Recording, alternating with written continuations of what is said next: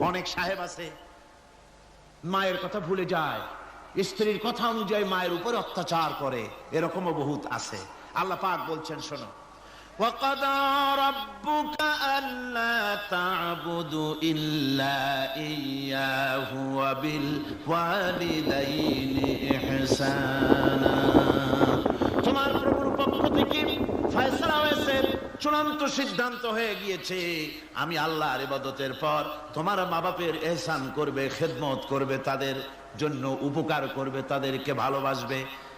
আল্লাহ রাব্বুল আলামিন বলেন মা বাবার সঙ্গে কেমনে কথা বলবে, তাদের সাথে কিভাবে আচরণ করবে, আল্লাহ তাও শিখিয়ে দিয়েছেন।